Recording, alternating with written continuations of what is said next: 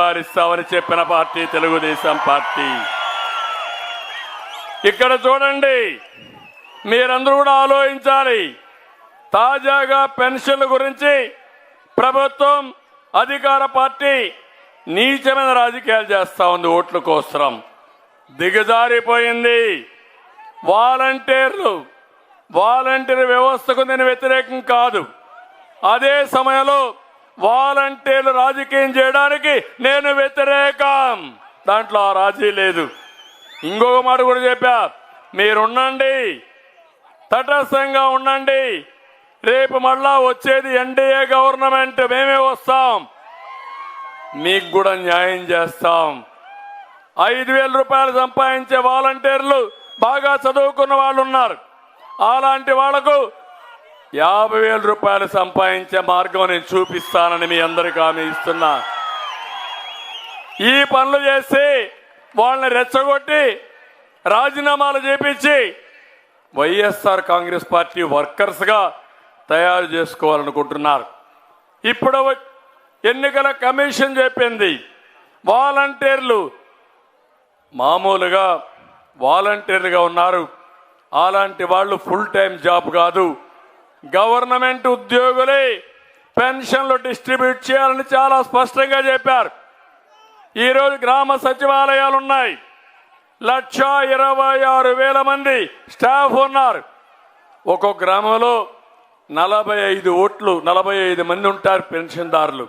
ఆవరేజ్ని ఇస్తే దినానికి 20 మందికి ఇస్తే 2 రోజుల్లో పెన్షన్లు ఇవ్వడానికి అవకాశం ఉంటుంది.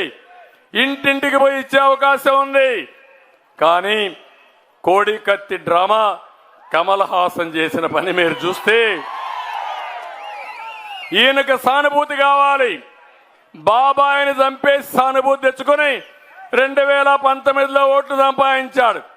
కోడి కత్తి డ్రామా ఆడి ఈయన ఏదో చంపాడని కోడి కత్తో చంపేస్తారంట. ఆ డ్రామాతో సానుభూతి సంపాదించాడు.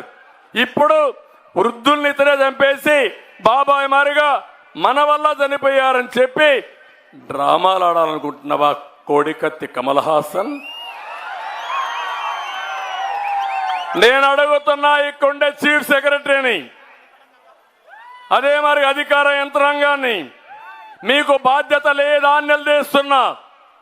డ్రామాలు ఆడుతూ ఉంటే ఆ డ్రామాలు ఆడడానికి మీరు కూడా సహకరిస్తారా? అధికార యంత్రాంగం ఉంది, ఒక్క నెల మీరు పెన్షన్ ఇంటికాడ ఇవ్వలేరా? ఇవ్వలేనంత అసమర్థులా అని మిమ్మల్ని అడుగుతున్నా. అందుకే మీరు చూస్తే ఈరోజు ప్రతిపక్షాల పైన బురజల్లడానికి ఈ పెన్షన్లు ఇవ్వకుండా చేశారు. నేను ఈరోజు మిమ్మల్ని ఒకటి అడుగుతున్నా, ఆలోచించమని. పెన్షన్స్ కూడా విజ్ఞప్తి చేస్తున్నా. పాపం ముసలివాళ్ళు, వృద్ధులు, వికలాంగులు, మానసిక స్థితి సరిగా లేని వాళ్ళు కూడా ఉన్నారు. నేను అందుకే మానవతా కోణంతో 200 రూపాయల పింఛన్ని చరిత్రలో 2,000 రూపాయలు చేసిన ఘనత తెలుగుదేశం పార్టీకే దక్కింది. ఆ రోజు మీరు ఒక్కసారి ఆలోచిస్తే అన్నా క్యాంటీన్ పెట్టాం.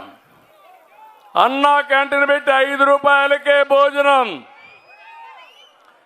ముసలి వాళ్ళు కావాలంటే అన్నా క్యాంటీన్ పోతే 5 రూపాయలకు భోంచేస్తే 3 పూట్ల భోంచేస్తే 15 రూపాయలు. నెలంతా భోంచేస్తే 450. వాళ్ళకి మిగిలేది 1,550 రూపాయలు. ఒక 500 రూపాయలు అప్పు పోయినా 1000 రూపాయలు మిగులుతుంది. కాబట్టి ఇంట్లో గౌరవంగా చూసుకునేవాళ్ళు వాళ్ళందరినీ, పెద్దలందరినీ. అది నేను తెచ్చిన గౌరవం. ఇప్పుడు ఆపరేషన్ లేకుండానే మోకాళ్లకు ప్లాస్మా ట్రీట్మెంట్. మీ ఆర్థోపెడిక్ సమస్యలన్నిటికీ రోబోటిక్ టెక్నాలజీ ద్వారా తక్కువ ఖర్చుతో శాశ్వత పరిష్కారం. Free consultation. ప్రతి ట్రీట్మెంట్ పై 20% డిస్కౌంట్.